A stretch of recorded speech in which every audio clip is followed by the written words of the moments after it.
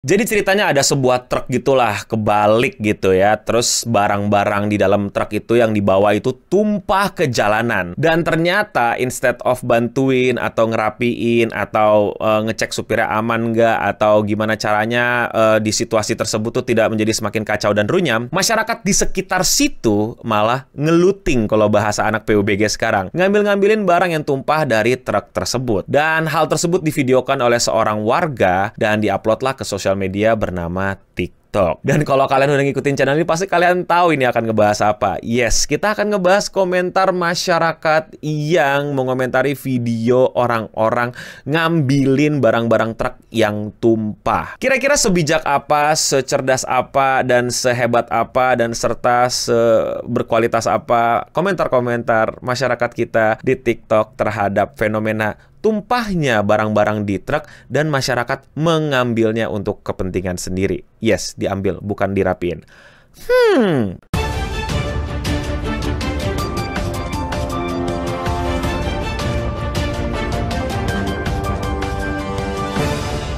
Selamat datang di komentar netizen, di mana playlistnya nyampur aja ya, mas, seputar internet biar nggak banyak-banyak. Dan kali ini gue nemu video gitu. Ini videonya kayak berita-berita TikTok gitu loh. Gue nggak tahu, gue lupa nama ininya apa. Tapi kayak sepertinya menurut gue dia itu video tuh ngambil dari video warga, terus dikasih keterangan gitu. Itu apa yang terjadi gitu. Intinya ada truk kebalik dan numpahin barang-barang. Nah, barang-barangnya itu bukannya diberesin dan dibantuin sama warga untuk nggak terlalu ngotorin jalan, malah diambil-ambilin, bahkan sampai dikorek-korek dan dicari-cari kardusnya gitu. Apa yang tersisa, apa yang bisa diambil sama masyarakat sekitar. Tentu saja dong kalau kalian melihat hal kayak gini, kalian langsung kayaknya nggak tepat deh kalau kita ngambilin makanan atau barang-barang yang tumpah dari sebuah truk hanya karena truk itu kecelakaan. Itu bukan milik kita, itu bukan hak kita, dan bukan sesuatu yang harusnya dilakukan sama orang-orang yang mengaku sebagai orang-orang yang baik. Yes, walaupun makanan itu bukan punya supir truknya, tuh udah pasti kita juga nggak perlu ngambil makanan itu karena ya bukan hak kita, nggak sih? Tapi nyatanya banyak masyarakat yang ngambilin, dan di berita sih sebenarnya mengkritik masyarakatnya gitu. Kok masyarakatnya malah ngambilin ya, oknum masyarakat ini, padahal kan harusnya jangan diambilin. Dan netizen pun banyak di kolom komentar di video itu tuh kayak yang iya kok diambilin segala macam, tapi tidak sedikit juga yang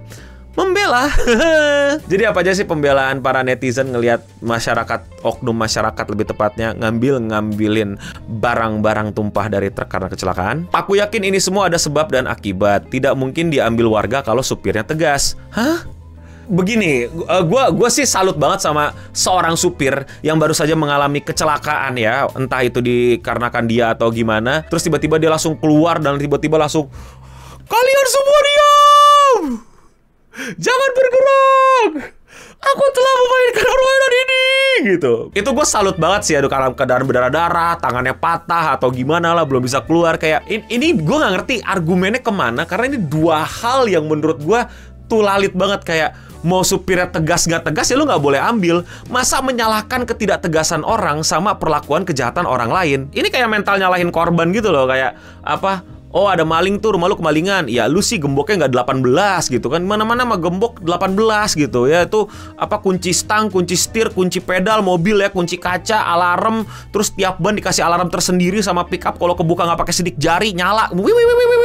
Gitu. Balatro gila gitu ya. Baru itu bukan salah lu, itu salah maling. Nggak gitu konsepnya. Maling ya maling. Jangan salahin orang yang kemalingannya. Itu evaluasi buat dirinya dan keluarganya, bukan buat lu. Orang juga pengennya nggak kemalingan. Terus kenapa kita mesti sekarang nyalahin orang yang kemalingannya hanya karena dia kurang menjaga dan lain-lain? Itu mah urusan nanti. Salah supirnya sampai terbalik gitu. Masyarakat hanya melihat kesempatan. Wow. Iya. Ini argumen macam apa yang lu bilang ketika ada kayak gitu disebut kesempatan gitu? Gue nggak peduli masyarakat mau lihat kesempatan mau nggak. Yang dilakuin itu tindakan yang bener apa enggak? Itu loh. Merugikan apa enggak? Sekarang bayangin deh, kalau misalnya ada truk kebalik atau kecelakaan selalu dianggap sebagai kesempatan, dan barang dari tumpahan truk itu boleh diambil sama masyarakat tanpa ada konsekuensinya. Besok-besok tiap jalan itu ya, tiap jalan distribusi barang-barang itu disiapin trap, tau gak lo? Dibikin kayak di film-film Rambo, tau truk tuh debrak kayak expendable gitu ya. Terus habis itu kesempatan, supir tidak tegas.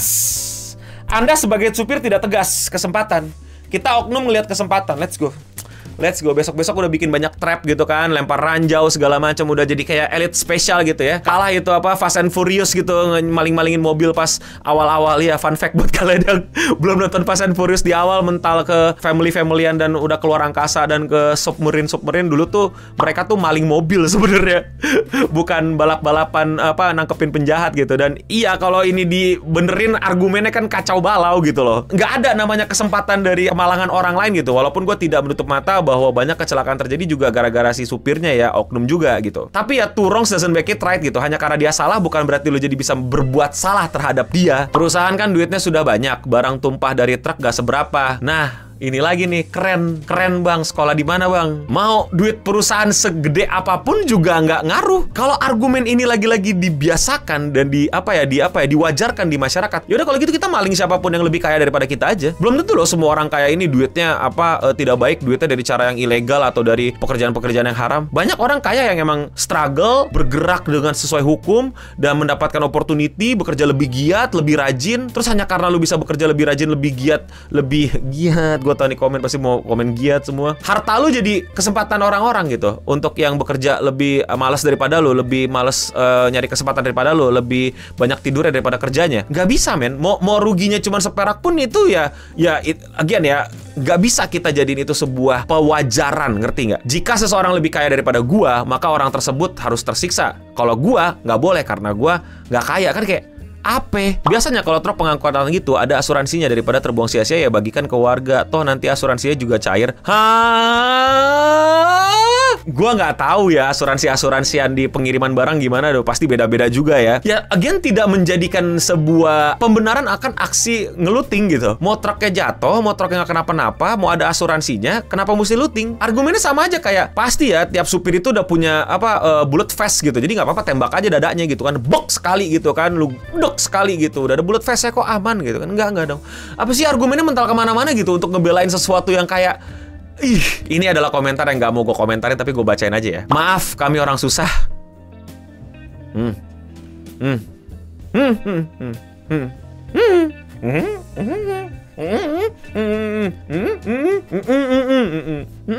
Maaf, kami orang susah. Lanjut. Wah, aku kalau lihat video kayak gini miris juga, tapi nggak tahu kalau saya di lokasi kejadian pasti ikutan. Bro expose himself in 4K dan bangga lagi. Lucunya di mana tau? Kenapa mesti bangga gitu? Wah, miris sih lihatnya, tapi gue ikutan gitu kayak.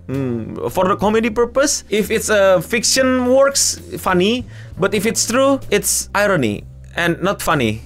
Don't do that. Walaupun lu setuju jangan looting, ya lu juga nggak usah looting, ya nggak sih? Sebisa mungkin ya, gue nggak bilang gue orang yang paling suci sedunia dan paling benar sedunia ya, tapi kayak enggak sih, kayaknya ya udah gitu. Tapi gue juga bukan orang yang kesatria dan akan pahlawan dan akan tiba-tiba bilang kalian semua diam. Enggak juga sih, gue males kena masalah. Tapi ya minimal nggak usah ikut-ikutan nggak sih? Daripada tumpah mubazir mending gitu.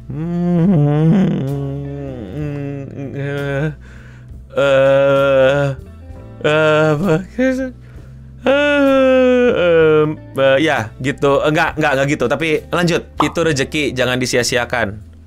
Aduh, gimana ngomentarinnya ya? Coba deh lu komen di bawah deh sekarang deh. Apakah yang kayak gitu disebut rezeki? Dan apakah itu adalah rezeki yang baik atau enggak? Atau ini yang salah tafsir gimana? Atau nggak tahu dah, lanjut aja ya. Udah habis, selesai. Masih banyak, nggak mau dibacain lagi, udah segini aja. Gue bikin konten kayak gini karena kadang-kadang kesel sendiri dan malas kesel sendiri, mending gue jadiin konten. Dan sebagai pengingat gitu, gue nggak tahu lu udah sadar atau belum, ini orang-orang nyata, bukan bot. Jadi mereka ini beneran hadir di sekitar kita. Tapi kan banyak dari mereka itu yang emang sengaja gitu, yang emang cuman buat rage baiting biar komennya banyak gitu, biar mereka dapat perhatian. Iya, gue nggak bilang itu nggak ada, itu pasti ada juga. Tapi bukan berarti semuanya pasti kayak gitu.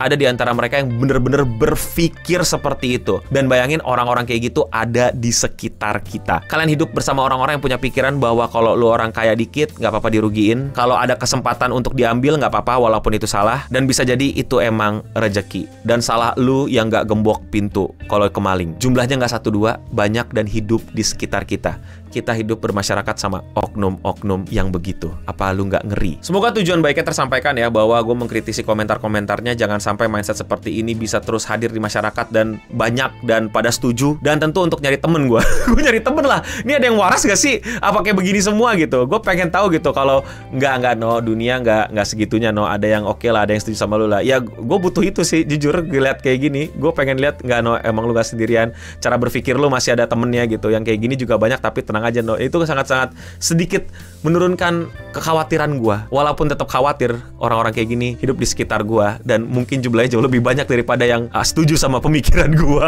Tapi kalau menurut kalian bagaimana? Coba komen di bawah. Dan komen di bawah menurut kalian yang komentarnya paling wahoo, yang mana yang pengen kalian wah. Kalau kalian suka sama konten komentar netizen kayak gini dan kalian mau support gue, lakuin dengan sesimpel klik tombol subscribe. Dan kalau ada yang kayak gini-gini mau dibahas, kabarin gue aja di Discord ya. Sekian seputar internet episode kali ini. Gue Eno Bening pamit undur diri, dan untuk kita semua, stay clean and sound.